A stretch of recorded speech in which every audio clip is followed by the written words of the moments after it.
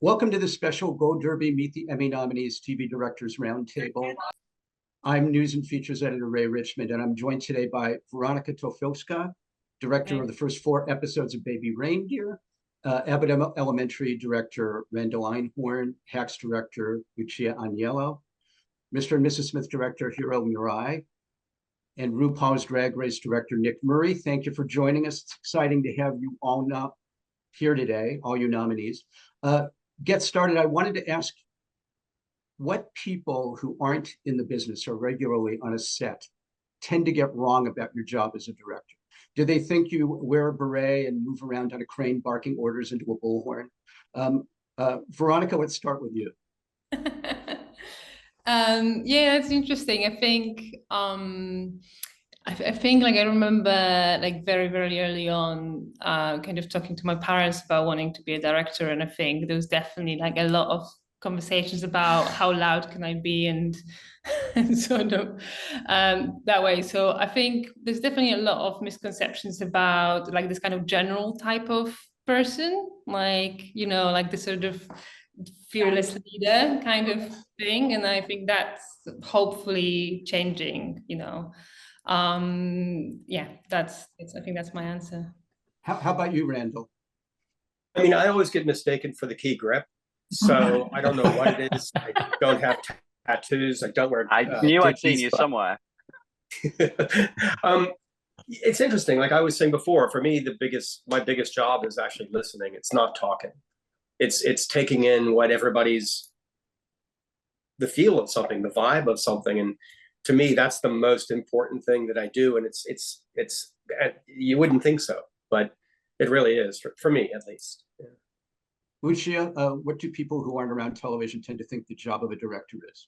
Well, I think that the assumption sometimes is just that, you know, maybe you just direct the actors or something, or that's kind of the main thing that you do, which of course is a huge part of the job. But similarly, like when my parents are around, I think that the thing that they seem to give the most feedback about is not realizing just how much prep goes into it, how much work goes into after you're shooting and the post process and how long it takes. I think if we're doing our jobs right, it looks like it's easy. And sometimes I think, you know, the love that goes into it and the care is something that, you know, I don't think anybody is asking for credit for it, but it is, you know, something that just takes a lot of time and yeah.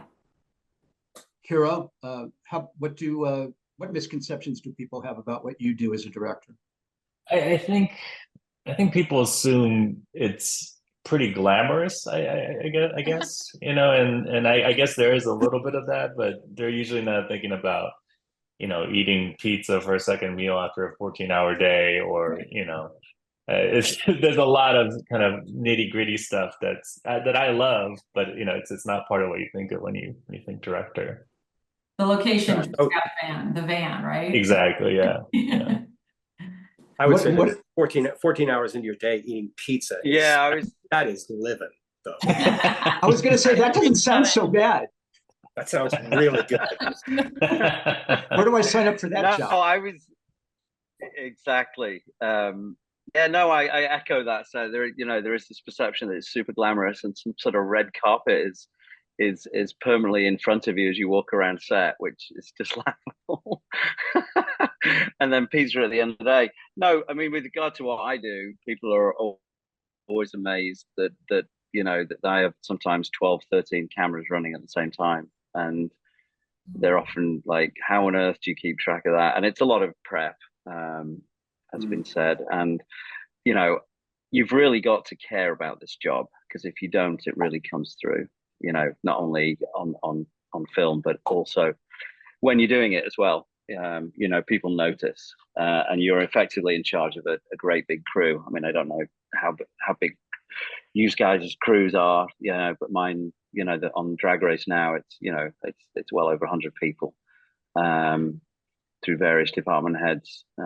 So there is there is a lot of sort of, I call it chief of staff work that I do that people don't really understand. Is like, you know, making sure everyone's on the same page. There's no infighting. There's no, you know, everyone knows what they're doing. You know, the grand plan.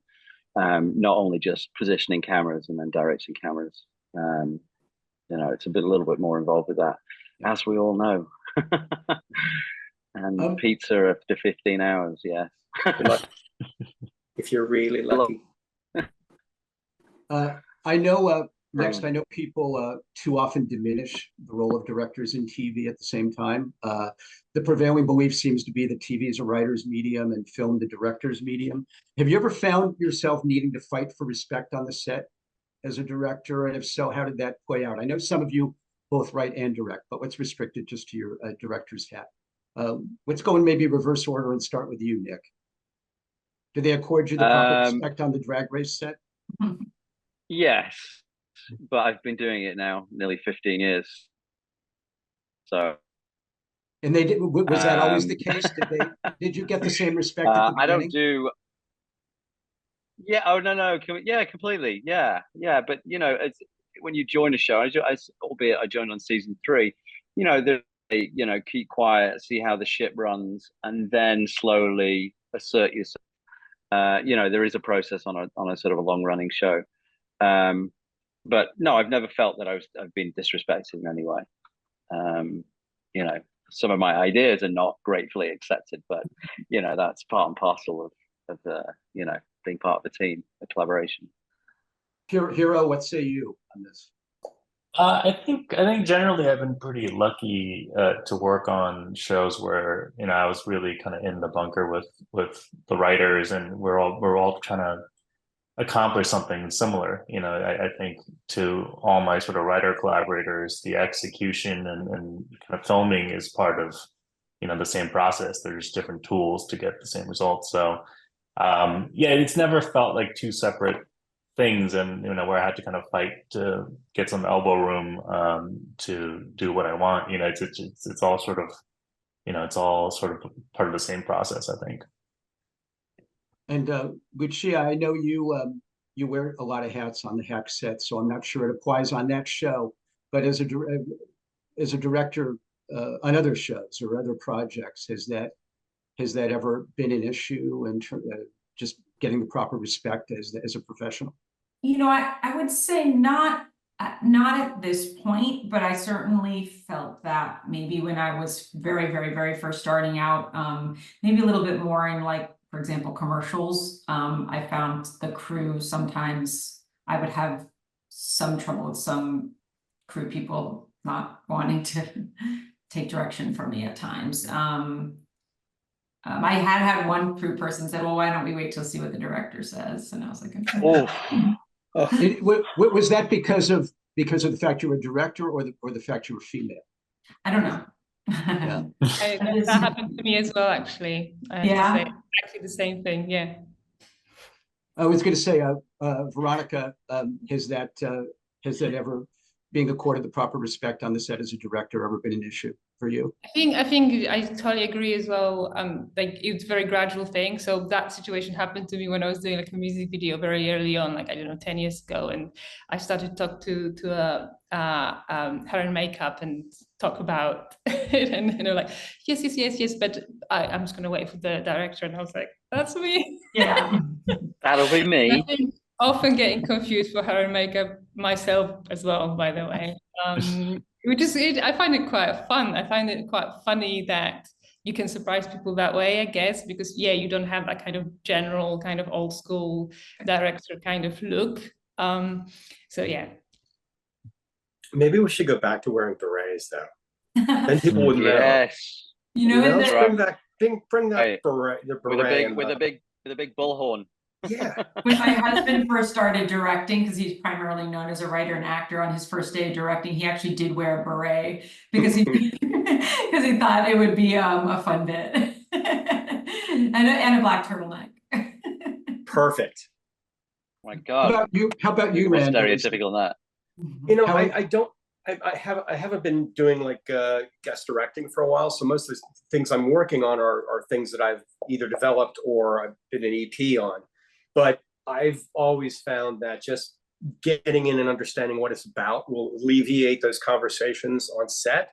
Because I think going to set, you want to have your ducks in a row and really be on the same page with a writer. And if you're not, that's where you can have problems. And just actors seeing that those conversations on set kind of, wow, am I not in good hands? I think that can be very detrimental to the project. So I just try to get very prepared because I'm not very smart, and I just want to understand what I'm doing well and truly before I get there. So I think in prep, I try to avoid that.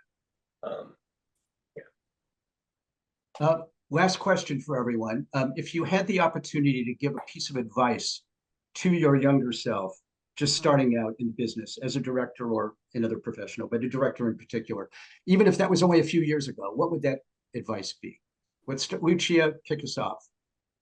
I would probably give this advice to myself now because I don't ever learn it. But, I really feel oftentimes just like a lot of stress or anxiety or pressure of just every day of, getting the work done that we need. And I do a lot of prep. And sometimes I think that leads to me not necessarily having as much fun or enjoying the process as much as I probably should, just because I really just care about it so much that sometimes I think I let that cloud maybe just I wish I could be a little more easygoing, a little chilla.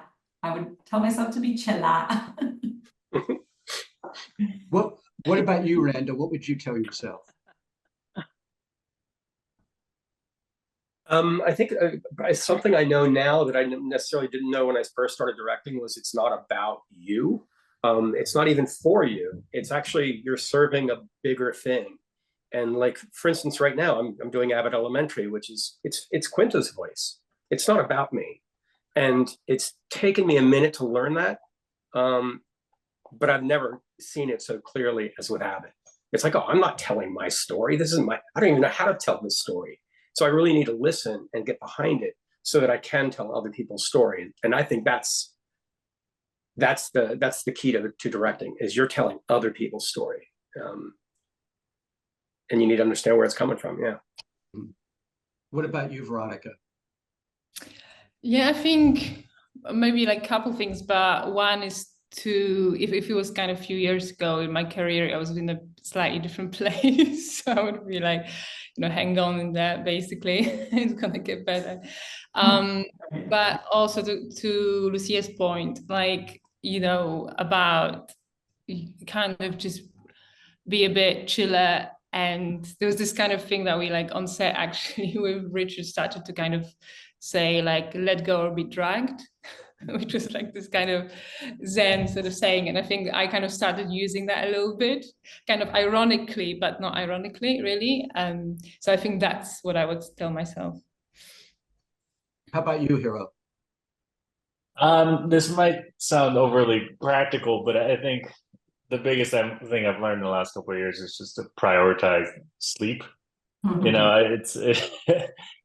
You realize some of these shows go on for months and months, and you're always working till you fall asleep, and you always think pushing yourself for an hour or two will buy you something, but in the long haul, it's just better to get sleep, because it's a marathon, not a sprint. I think that's good. That's good advice for everybody, no matter what profession they're in. Yeah, I think so. That's right. And Nick, how about you? What would you tell your younger self? Well, I finally learned this. It's taken me a long time, but I'd tell my younger self that not everybody's going to want to work with you. Not everyone's going to want to like or love the way you work or do, your process. And that's okay. And also, don't be too bummed if you don't get certain jobs. You can't direct everything, which is what I wanted to do when I first started out. And it took me a while just to go, oh yeah, someone else can do that. It's fine. I'm doing this. Can't do everything. I think it stems from being impatient at times. I was a little late to the directing game as well, in my view. But yeah, those are the two little nuggets that I'm still working on, but I would definitely tell my younger self. Well, you've made up for lost time, Nick. Thank you. That's all the time we have. I want to thank nominees Weronika Tofilska, Randall Einhorn, Lucia Aniello, Hiro Murai, and Nick Murray. Best of luck to all of you at the Emmys in September, and thanks so much for joining us here today at Gold Derby. Thank you. Thank Thank you you so much.